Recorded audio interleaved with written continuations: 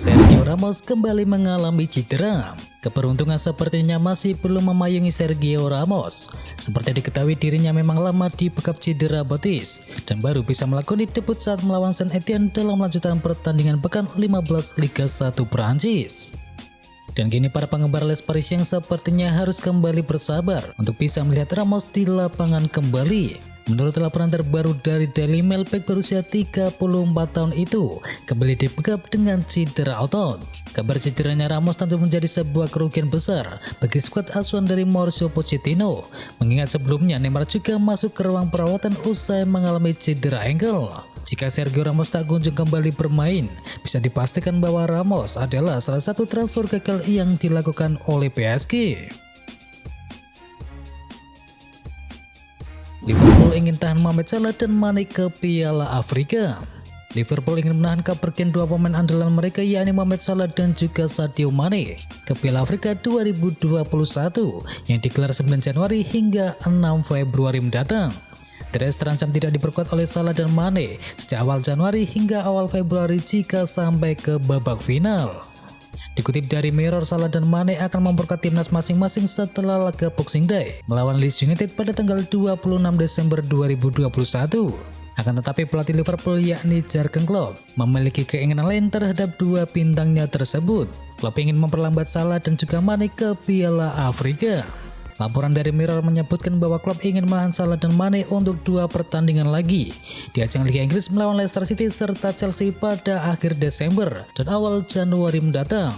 Akhir tahun ini menjadi masa krusial bagi Liverpool di ajang Liga Inggris yang tertinggal 1 poin di belakang Manchester City sebagai pemuncak klasemen.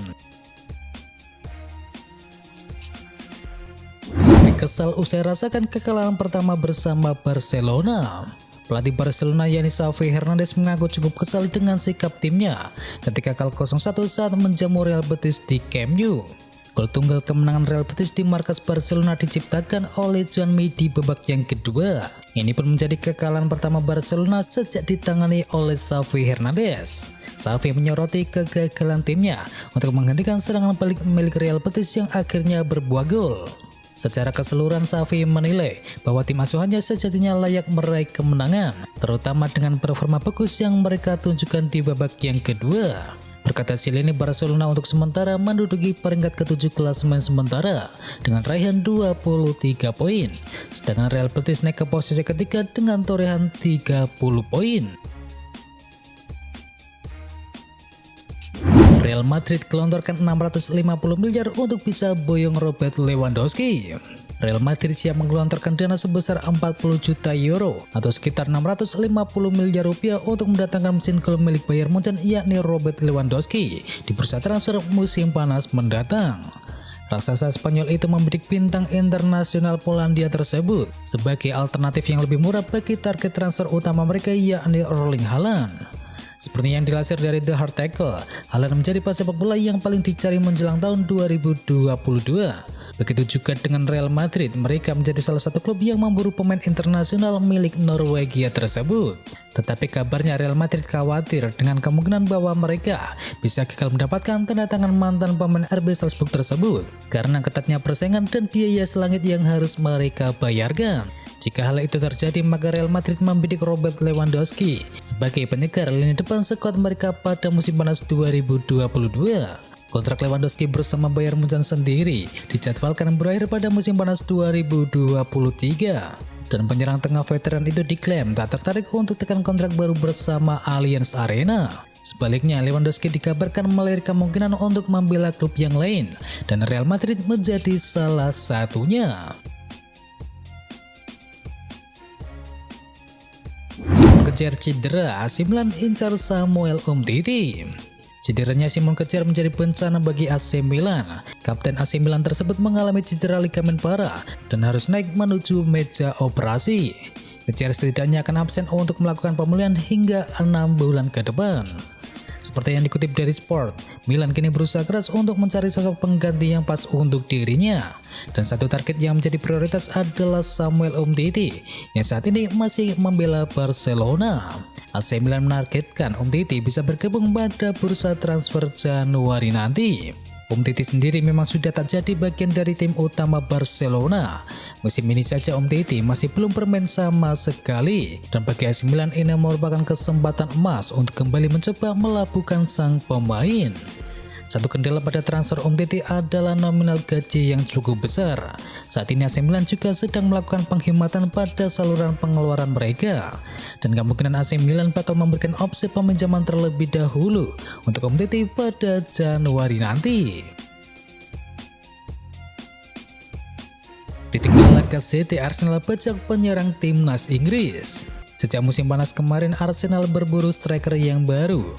Mereka butuh sosok yang bisa menjadi mesin gol mereka, terutama karena penurunan performa dari Pierre-Emerick Aubameyang dan juga Alexander Lacazette. Arsenal juga kemungkinan besar akan ditinggalkan Lacazette di musim panas nanti. Alhasil tim asal London Utara itu harus berburu striker yang baru. Menukil dari The Daily Mail, Arsenal punya target transfer yang baru. Mereka dikabarkan tertarik mendatangkan Dominic Calvert-Lewin sebagai pengganti dari Lacazette. 3 musim terakhir Lewin menjadi andalan di lini serang bagi The Toffees. Ia konsisten mencetakkan 2 digit gol bersama Everton, dan Arsenal percaya bahwa Calvert-Lewin masih bisa lebih tajam lagi, sehingga Arsenal menilai bahwa ia bakal jadi opsi yang bagus untuk lini serang bagi Arsenal. Napoli kalah, AC Milan full senyum.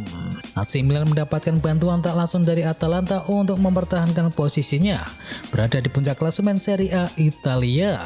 Kemenangan Atalanta 3-2 atas Napoli di Stadion Diego Armando Maradona membuat AC Milan kini bertahan di posisi yang teratas. Kegagalan memetik poin membuat Napoli lengser dari tata pemuncak klasemen, dan posisinya digantikan AC Milan yang mengumpulkan 38 poin setelah berhasil mengalahkan Salernitana dengan skor akhir 2-0. Gol kemenangan AC Milan di laga ini dikemas oleh Frank Kessie dan juga Alexis Saint-Maximin yang sama-sama mencetakkan gol di babak yang pertama. AC Milan pun kini bisa full senyum, walau di pertandingan yang lain sang tetangga dekat yakni Inter Milan juga berhasil memetik poin penuh atas tuan rumah yakni AS Roma.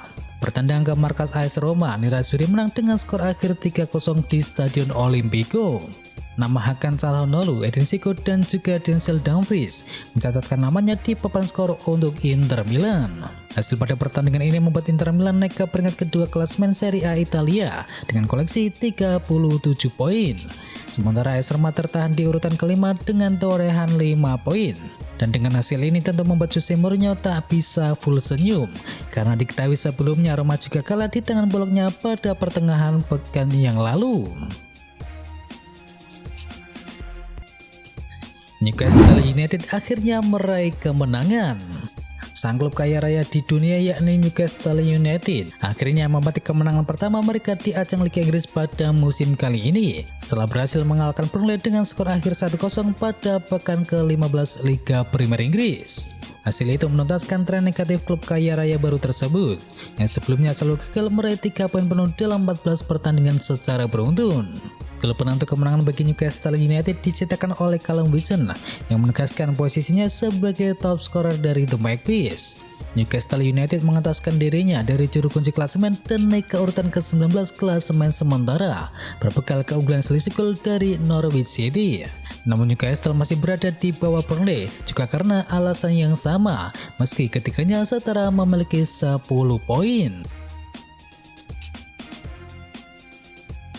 The Lord Origi jadi pahlawan bagi Liverpool. Klub Liga Premier Inggris yakni Liverpool meraih kemenangan krusial di pekan ke-15 Liga Premier Inggris. Mereka berhasil mengalahkan Wolverhampton dengan skor akhir 1-0 di Molineux Stadium. Di pertandingan kali ini Liverpool sebenarnya tampil dominan sejak laga awal, namun mereka kesulitan untuk menembus pertahanan super rapat anak asuh dari Bruno Lage itu. Pertandingan di Molineux Stadium tersebut sebenarnya nyaris berakhir imbang tanpa pemenang, karena hingga 90 menit waktu normal berjalan tidak ada gol yang tercipta pada pertandingan tersebut. Namun di masa injury time Divock Origi berhasil menjadi pembeda bagi The Reds, menerima umpan dari Mohamed Salah, sang striker berbalik badan lalu melepaskan tembakan ke gawang Josesa. Kemenangan ini dirayakan oleh para kompetitors di seluruh dunia karena kemenangan ini membuat mereka semakin dekat dengan pemuncak klasemen. Di pertandingan lain, Chelsea meraih hasil mengecewakan saat bertandang ke markas West Ham United. Chelsea gagal mendapatkan poin setelah tim asuhan dari David Moyes berhasil menghantamkan palunya ke pasukan The Blues dengan melakukan comeback sempurna yakni 3-2. Gol Chelsea dicetakkan oleh Thiago Silva di menit ke-29 dan juga Mason Mount di menit ke-44. Sedangkan kubu bagi tuan rumah berhasil membalas 3 gol dapat aksi dari Lanzini, Bowen dan juga Masuaku.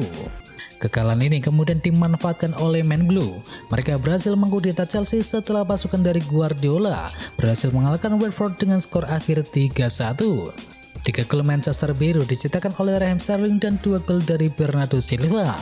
Sementara Watford hanya mampu membalas lewat gol dari Juan Hernandez.